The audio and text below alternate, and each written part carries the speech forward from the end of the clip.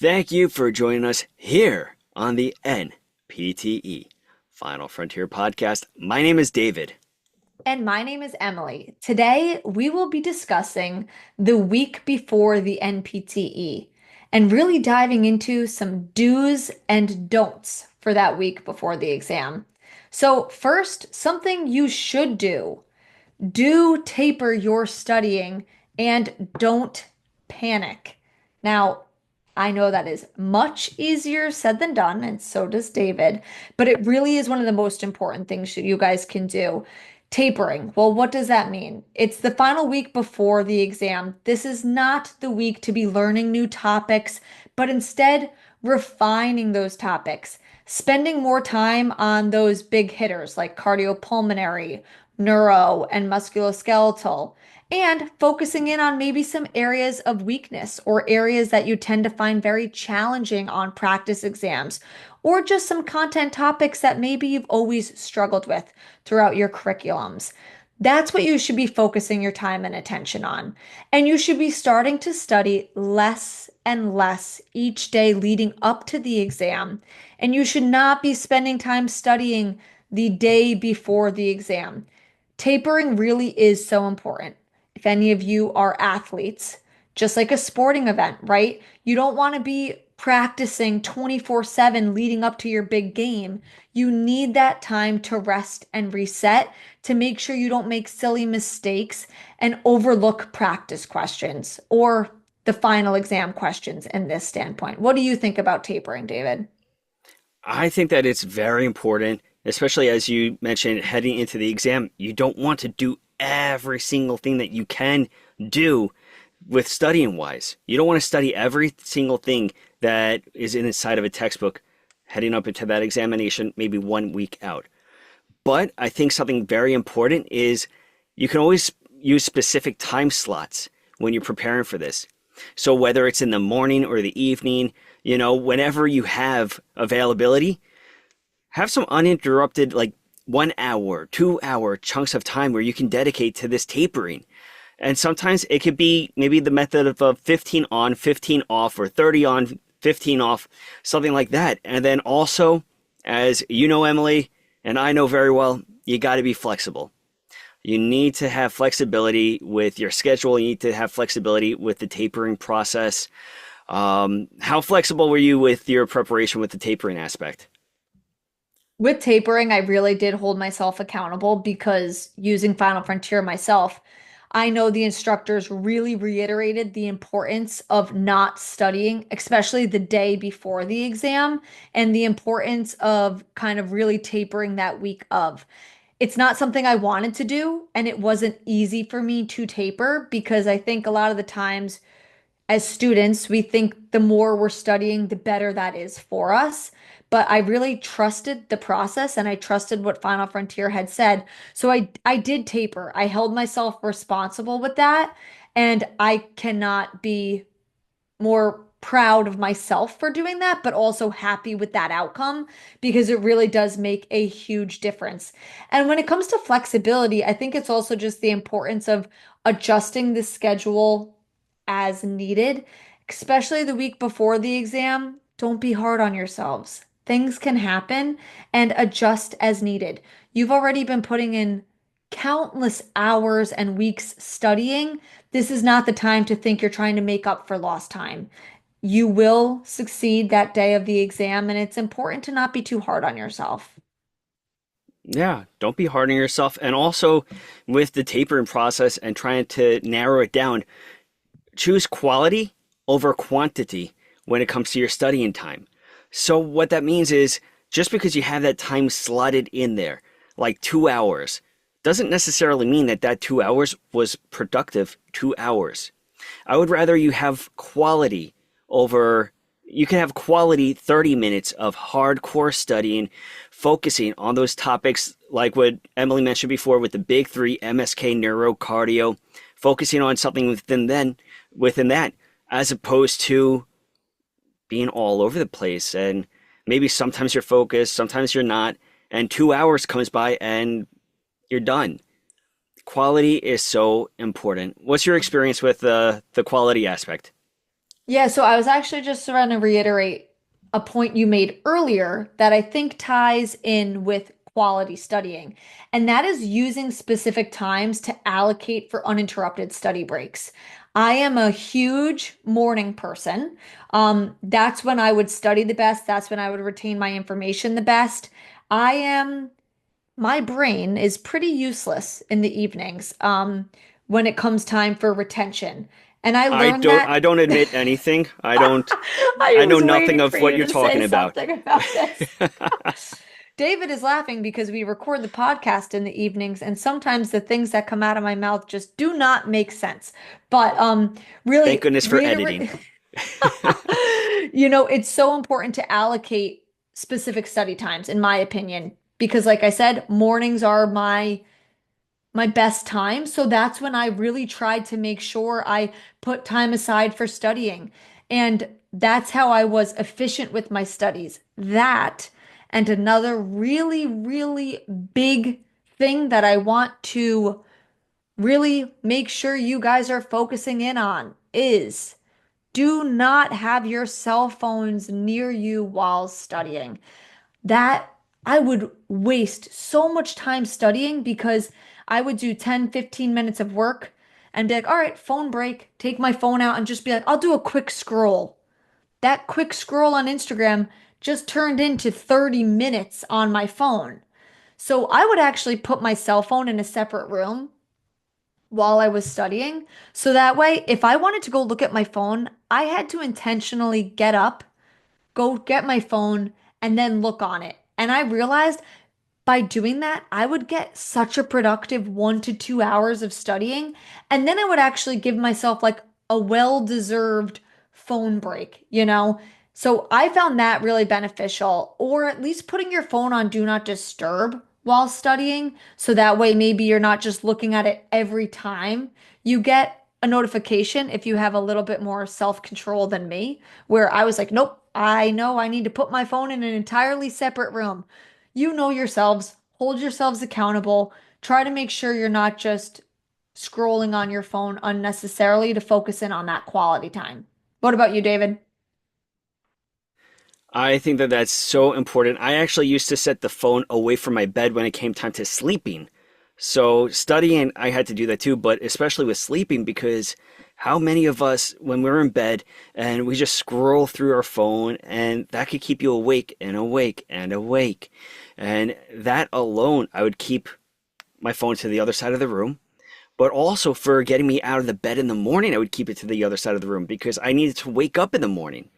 So I think that is so important. And I think it's even more important micro studying, studying the small tidbits. So that's like doing short, focused bursts of studying, which is going to help you out a lot on your clinical rotations. So a lot of people that may be listening to this, maybe you're in your clinical rotations. So micro study. So while you're in the clinic, have your index cards with you. Take a quick break. You can focus on maybe you can listen to a podcast episode during a quick break or something like that. Have the phone app open for Final Frontier, something like that, where you can just quickly take 5 minutes, review, and then get back to what you were doing. How did you used to take any micro breaks? It's funny you mentioned micro breaks because that's actually something I think I really struggled with because I normally was big into like 3 hour blocks while studying. And that was when I was at home. The part that you brought up about like using micro study breaks while in the clinic, while on your jobs, on a quick lunch break, I would incorporate that while I was working, and I found that beneficial, like when I was on the go, by using different apps or flashcards that I had. But when I was at home, I personally didn't benefit from microbursts of studying. I benefited better by saying, like, I'm doing 8 to 12 a.m. studying. Then I'm taking a 1 to 2 hour break.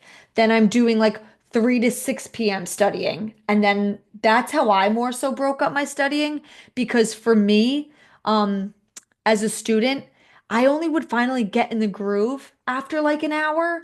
And then I was good for another hour or two before I started to feel like symptoms of like burnout or, just memory fog and not really retaining things anymore. I noticed at home when I first started studying, if I only studied for like a burst of 30 minutes and then I took another break, it was harder for me to get back into the swing of it. So I think, like you said, David, it just depends on where you are and what you need out of that moment. So for me, micro studying was really only beneficial outside of my home, but within the home, I benefited better from longer durations of studying. What about you? I agree. I think when I was inside of the home, I did a lot better than when I was outside of the home. And that week before the examination, you do not want to have any distractions. So I think that's huge for keeping focus and huge for continuing forward with your studies, especially with that week. Yeah, and something else to bring up that you actually just mentioned. I noticed sometimes if I would try to do microbursts of studying, like if I had a really rough day in the clinic or a really rough day when I was working, and on my lunch break, I was like, "Ugh, I got to get in my 30-minute micro session. I got to be looking things over." But I was already overwhelmed from what was going on outside of studying. It was not beneficial for me to be studying at that time. And it's okay to have, a microburst session planned on your lunch break. And by the time you get to your lunch break, you're like, I really just need a mental recharge and I need some time to just decompress. So use those microbursts when you are feeling energized, you're feeling good. But on days where maybe you need that lunch break to just focus on you, that's okay as well. That's also very beneficial for your studies. So don't be afraid to make adjustments as needed. And within that, I think I really would like to touch on a point of burnout because that is something that many of us struggle with. So it's really important to be mindful of signs that you're nearing burnout instead of letting yourself get to the point of burnout. So, David, do you want to touch about maybe some signs that you've noticed, whether it's students or that you've struggled with, some warning signs of burnout? Oh, yeah. I think that recognizing burnout for yourself is so important. Some things that you can recognize is your level of fatigue. Maybe you're starting to fatigue a lot quicker than maybe you used to. You're becoming more irritable with your friends and your family members. Maybe something that wouldn't make you snap as quickly is starting to really just get to you. You got to recognize that your motivation, maybe it's just not there anymore. And maybe your effectiveness of the studying, where to the point where you may have the book open, but you're not actually retaining that information. You just have it open and you're just being miserable sitting there. Yeah, Is there anything? something I want to touch on about that is you mentioned some really great ways to recognize burnout, I think in the big picture, but a big way I recognized burnout in the moment of studying was I mentioned, right, that I would like to do more like 2 to 3 hour blocks. So let's say I'm thinking I'm in that 8 to 12 a.m., that 8 a.m. to 12 p.m. block, and it's only like 11. If I realize I just read my same page of notes 2 times and it's just not sticking, I am reading the same thing over and over again. I'm not retaining it. I'm starting to second guess myself, even though it's a topic I normally can be, moving a little bit quicker with. I'm getting up and I'm taking a break.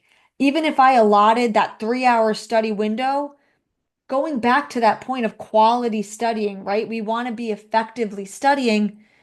Make those adjustments. Be flexible, like you mentioned previously. Quality studying, flexible studying, taking that taper, taking rest breaks as needed. These are all some really great ways to avoid burnout and recognize when we need to take some extra rest breaks. I agree. I think that's so important. And there's a few more things that you definitely want to be doing as you head into this examination. So, something that could help out, review those rationales, practice questions. You've taken all those practice exams for a reason. Review the rationales. If you have flashcards, like we mentioned before with the micro studying, utilize those flashcards for that last week. Go through the ones that, especially that you're having difficulty with. Sleep. Get at least 7 to 8 hours of sleep. Don't study past midnight, 1 a.m. I don't know how many episodes me and Emily have done where we've spoken about sleep and the importance of it. I mean, you need to get your sleep before this examination.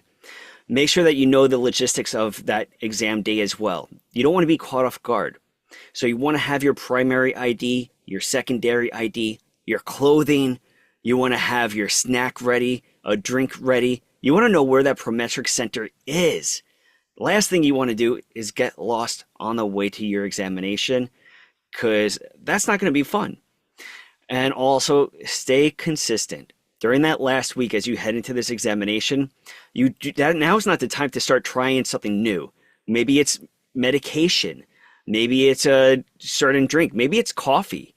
Whatever it can be, now is not the time. Stay consistent with your routine and your meals and what you've been doing. What do you think, Em? Yeah, I think all of that is just so important. And the most important thing is do trust this process and don't compare yourself to others. Everybody is going to have their own road to success leading up to the exam. And it can be helpful to talk to maybe other students or your peers to help get maybe some insight or get some ideas on how you can better prepare yourself. But just because somebody else is doing something that works for them, it doesn't necessarily mean it's going to work or be best for you. So, you know, something to keep in mind is you've worked so hard to get to this point and you've been studying for countless years. Trust yourself. You know what works for you. But the one thing that we will mention that will not work for you, that does not work for anybody, is do not study the day before your exam. I cannot reiterate that enough. It is so important to give yourself that day to recharge. So you can take your own creative license and prepare in any way you want besides that. You cannot study before the exam. I agree with you. And it's funny because both me and you are opposites with that too. You know me well enough. I shouldn't have, but I did. I did study the day before, but there's a big but there. So, but the thing is, I gave myself a cutoff time. I needed to, but I gave myself a cutoff time and I said at 3 p.m. or 2 p.m. After that, that's it. Done. No more. Just because I know that if I didn't, my anxiety was going to go through the roof. Okay, I have to be honest. Do it. Maybe I lied a little. Okay, not that I lied, but now that I'm thinking back, you mentioned the cutoff. I realized I did give myself an hour in the morning because there were a few outcome measures I kept always just making silly mistakes on. So I said, here is my 1 hour. I remember specifically, I said, here is my 8 to 9 a.m. window. You are only allowed to rewrite these outcome measures that you always mess up. And after that, you are not allowed to do anything else. So now that I think back, I did give myself a 1 hour window, but it was a well-structured, planned hour, and I moved on. I agree. It has to be, if you're going to do that, it has to be well structured. You got to know exactly what you're going in there to do. Like with you, it was the scales. With me, it was actually the scales too and everything. You need to know if you are going to do that, you got to know exactly what you are doing. You don't want to touch upon everything. It's okay. Like what Emily said, you got to trust yourself. You've went through so much already. It's okay. You got this. Yep. So now that you heard our podcast, here is a quote from Tim Ferriss. It's not about working harder. It's about working the right way. You all just heard about how to work the right way. It's not about working harder, putting in more hours, more time, working until you're sweating and you're tired and you're fatigued. No, that is not the way. You're going to get your dream. Trust yourself. Take it easy on yourself. You are powerful. You are strong. You are a Final Frontier warrior. You will pass. Thank you very much for listening. For more information on the NPTE Final Frontier, please visit npteff.com. You can also check out all of our social media platforms such as Facebook, Instagram, Twitter, and X.